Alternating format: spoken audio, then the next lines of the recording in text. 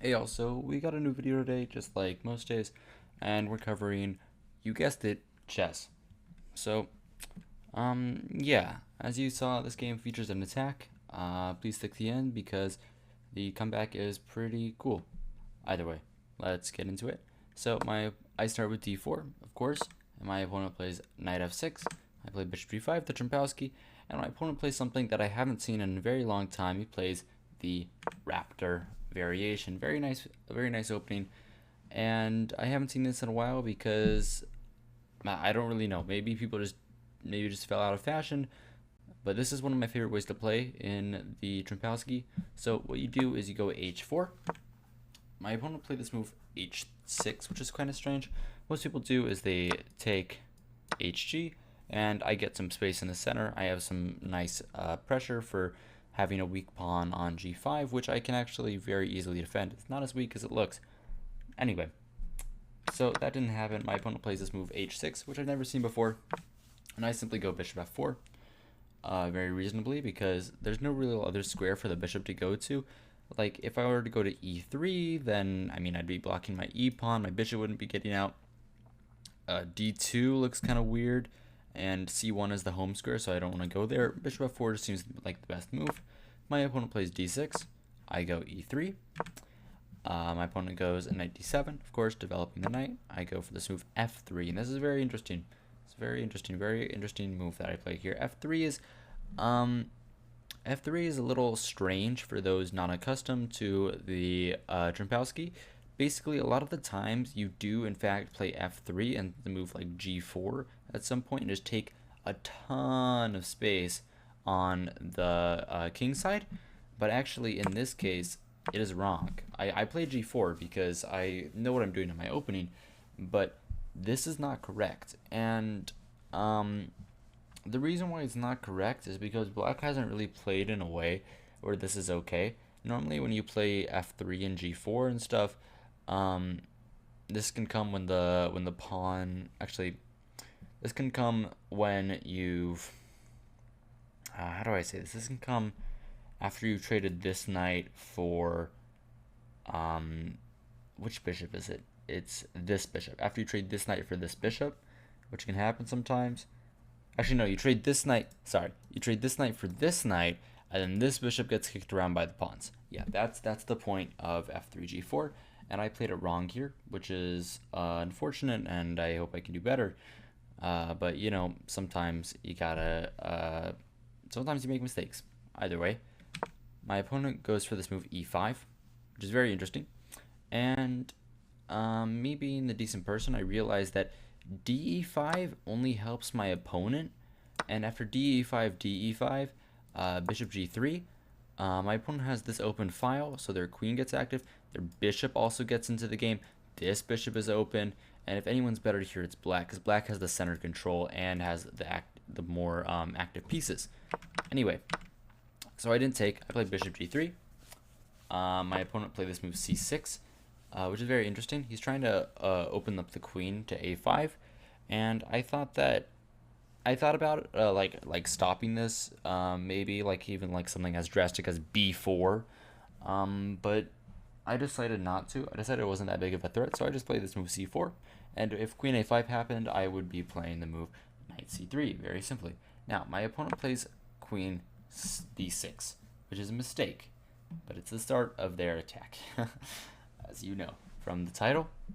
And I think for a while here, I could have done the normal thing, which is just queen d2 and just keeping everything connected, but I didn't like queen d2. I rejected queen d2 because of, I believe it was like takes in the center, and then somehow my queen could become a target in some lines, and I just didn't like that. So I ended up thinking for a while, and I played this move b3, which is wrong, but it's not bad by any means. And I calculated if queen b4, I'd be fine after queen d2, and there'd be a queen trade, or I could even this is a little crazy. I could play king f2, like queen b4. King f2 is a move, and it actually is the top engine move here, which is very interesting. Um, Now I wasn't scared of queen b4, and my opponent didn't play it either. My opponent played bishop b7, which seems reasonable. He's trying to castle, then I thought, why castle? Because isn't this where my attack is? If you castle, I'll play some move like g4. Then I guess after g4, my opponent's idea was to play this move, and I'm actually in some trouble. So I have to be careful about pushing my pawns. So instead of doing anything like that, I just played knight c3. I didn't really see anything wrong with it. Technically, it's given an inaccuracy. A lot of my moves are given an inaccuracy this game, but I mean, it goes from plus 0.06 to minus 0.0 to 000. So it's really not an inaccuracy. It's not an accuracy. Just game review is being a little finicky. Either way, knight c3. My opponent goes queen b4, and I thought this was a mistake. I immediately thought this was a mistake because I didn't think that queen b4 really did anything because it attacks my knight, right? Obviously, but that's a one move threat, and I could easily stop that with a move either knight e2 or queen d2. Both seem reasonable. Now there was actually one point. I should have played queen c2 here. I know it's the third engine move. Queen d2 is technically better, and I did play queen d2. Queen c2 actually is my favorite move for a reason that comes later. It's like the third edge line. It's plus 0.5 instead of plus 0.7. But queen d2 happens. My opponent takes, and plays this move d5. And, of course, I don't take. Taking would be the death of me.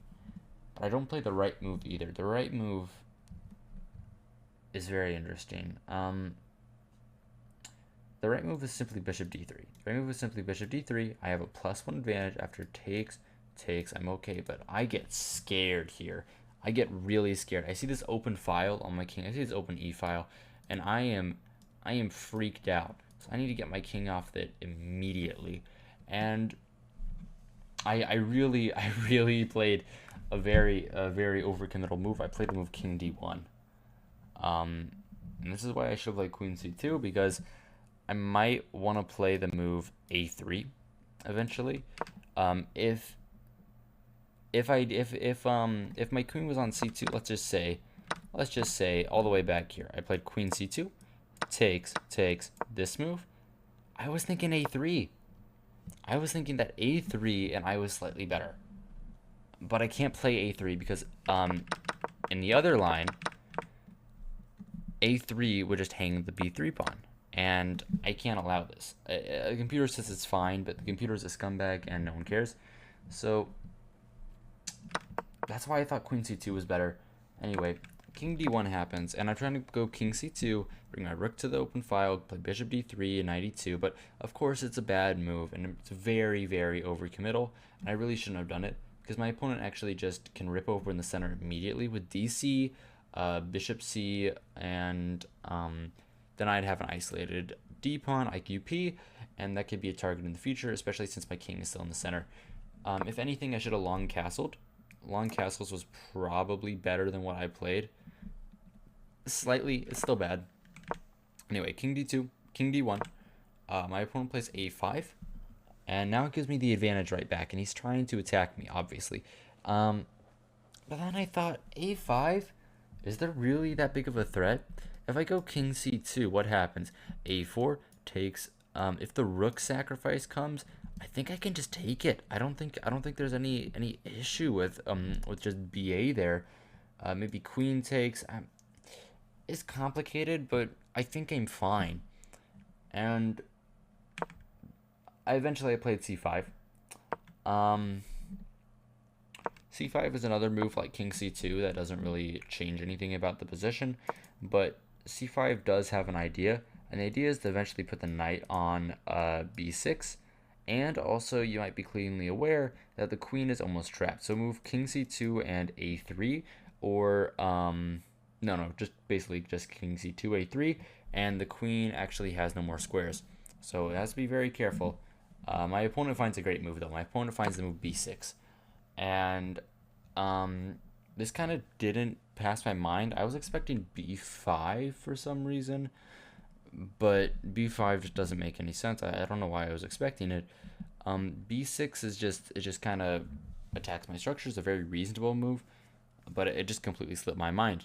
And eventually I ended up playing the best move. I played cb, because if I allowed him to take, if I played king c2 here, I play king c2. He takes a3, I guess. Queen comes back. This position looks awful. It looks like my king is getting butchered on the b file. It looks like everything is just not doing good for my king, and he's up a pawn. So I don't like that, of course, and I have to take. My opponent takes back with the queen because he doesn't want his queen trap. He guess he was a little bit scared of that. I don't blame him. It makes sense. And I ended up playing this move knight a4. Maybe I have ideas to come to the c5 square at some point. The best move is knight ge2, just developing a piece. Seems reasonable, right? I'm down in development. He has all his pieces playing. He has a lot of his pieces playing in the game. He has this rook that's going to join in the game soon. These 3 pieces are all playing in the game, and right now I have 3 pieces that are playing in the game. You could say that my king is playing, but not really. And maybe my bishop is doing good from his corner, but either way, I go knight a4.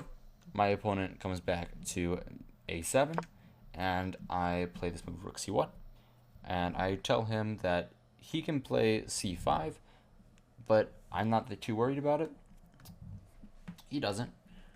He goes for this move bishop b7, and I'm actually better again, which is crazy. I'm better again, although my king is still stuck in the center of the board, completely like surrounded by his pieces. He has no pawn protection, and it's rough. It is rough out here. Queen e3 is the best move. That makes sense, because it pins the bishop and doesn't allow him to castle. I could have done that. I could have found that move. In a longer game, I would have found that move. In this short game, however, I didn't. Another move that makes some sense is knight h3, which is the move I played. Knight h3 actually keeps some advantage. It's the second line of the engine, in fact. I'm going to turn engine lines off because I find them a bit cheaty, and I've been using them for the last couple of videos, but I don't know. I kind of want to stop because it's not good. You shouldn't do that. Anyway, knight h3 is the move I chose. It makes sense. I'm just trying to develop my knight because I need to. And my opponent goes for this move king f8. And I think here, I'm thinking, I'm better. I thought I was better. I thought that his attack was gone. And I thought that my attack was just about to begin. And I thought here for a while. And I thought that there might have been... I was contemplating playing g5. Another reason I played knight h3 is to play g5, by the way, because I couldn't play g5 beforehand. I guess I could have. No, I couldn't have. Sorry. G5 takes. I'm able to take with the knight now. If I take with the pawn beforehand, when the knight was on g1, my rook would be hanging in the corner. And if I take with the queen, of course, that would drop. If I can draw arrows, that would drop the d4 pawn with check, and I can't allow that. So no, that was another reason I played knight g4. But I played one more preparatory knight h3. But I played one more preparatory move. I played the move bishop e2, and the reason is because I thought that after g5, the knight would come to h4. The knight would come to h5, pressure my bishop, and then there might be some issues. So I wanted my bishop to already be developed to pressure the square. So then after g5, knight h5, bishop h2, I might have the move f4 at some point with tempo, and then I could be doing well. Either way, my opponent plays rook e8, and I go g6, and I lose the game. I go g6, g5, I lose the game. That is tough. Technically, I should be waiting. I should be making more preparatory moves. Oh, that's an interesting engine line. I'm looking at the engine lines again, by the way. An interesting move here is the move knight f4, and this is top engine line. The move knight f4, and I'm just preparing even more. But I thought knight f4 wasn't very good. Okay. I thought knight f4 this, and I was pinned, but I have knight g6, and I missed this. Okay. Yeah, I missed that. I really shouldn't have. That's not a hard thing to miss. That's not a hard thing to see.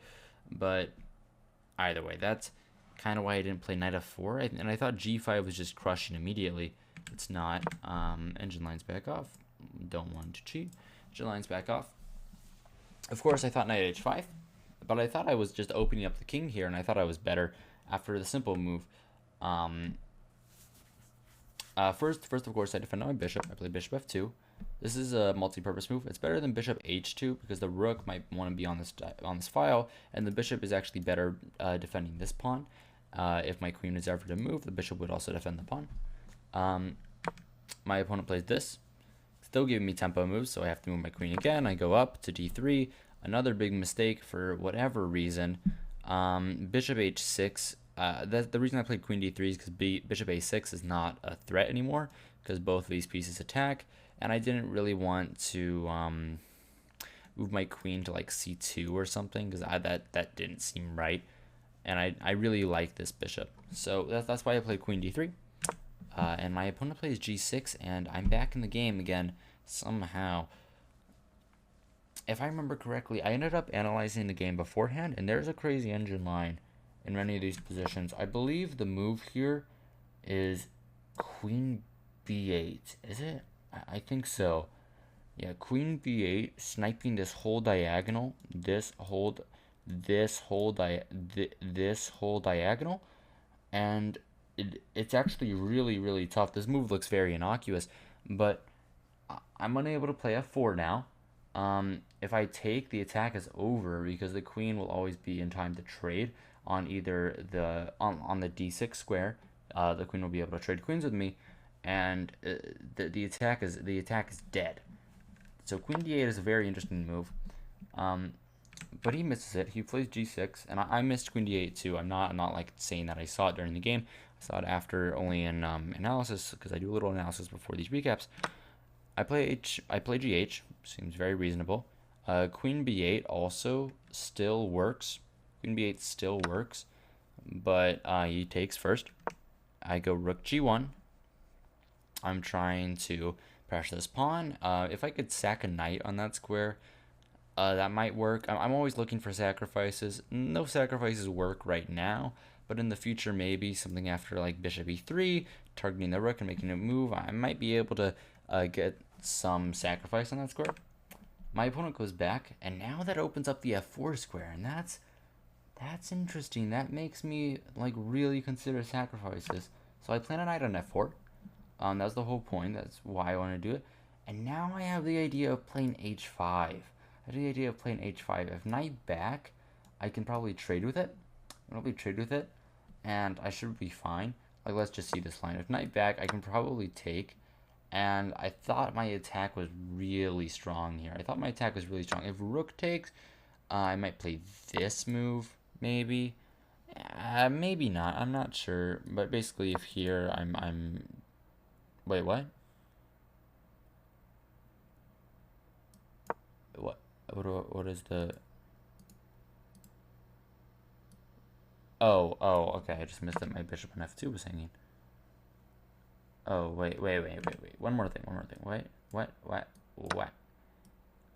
Oh, the pawn on d4 is also an issue. Oh my gosh. Okay.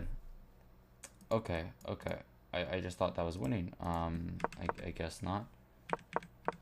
Either way, that doesn't happen. My opponent plays knight f5, and I play the move h5. Seems very reasonable. My opponent brings their knight back, and I'm finally better. For the first time in the whole game, I'm finally better. And I play hg, of course, opening up the king. My attack is very nice. And the reason I named the video this way, reason I named the video that I'm turning the attack on my opponent, is because his attack never got off the ground. He has all his pieces over on this side of the board, but it don't matter. They're away from his king, and that's the most important part. And I'm breaking through. I'm breaking through on the king side. He takes. That just allows me to capture, and I simply go bishop e3. I'm gonna win the pawn on g6. My opponent has 26 seconds on the clock, and it's almost over. I mean, I'm up a minute and a half, and I'm just completely crushing. My opponent takes because he has nothing else to do. He has 16 seconds. I take back with the queen. Rook back with 3 seconds on the clock. Rook g6. My opponent plays rook e7 with 0.7, and my opponent ends up flagging here, but I'm completely winning. Technically, the more accurate move was probably this. Yeah, it was that. Yeah, That's mate. But I mean, mate in 15, no one's gonna find that, except if all the moves are very forced. Then I mean, I guess they are. Anyway, Queen H6 would have been better, but I was just kind of playing on my opponent's clock, and he timed out here, and I won the game. So that was a very nice game. Real nice targeting my opponent on that view. There was a point here. Let me go to the worst point in the game. Minus 252. 2.52. This is the worst moment of the game for the game review engine. With analysis engine, it's also, yeah, minus 2.52. This is the worst point in the game. It's really impressive to see why. Like, if we turn on the analysis, I'm going to do one more last thing before we end off. Queen b8, the idea I showed you earlier. This is the winning move. This is like the only move that keeps the advantage at minus 3.6. The other best move is minus 2.3.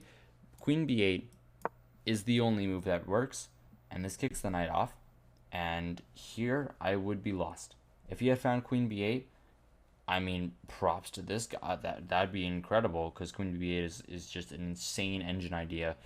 I don't really know how human it is to find Queen b8, to find like a move that like really doesn't make any sense, because you're not really thinking about touching this side of the board, this whole area, because I mean, the pressure's on the king side, right? The pressure's on the king side. That's where you need to play.